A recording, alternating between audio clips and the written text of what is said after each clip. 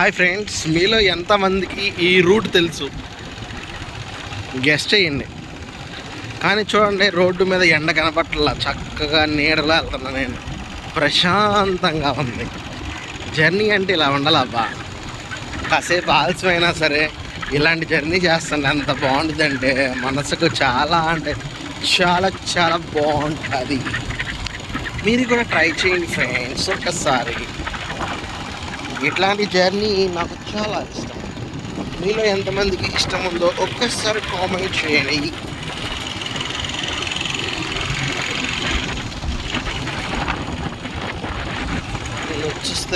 నిన్ను చూస్తే ఇది బాదం చెట్టు.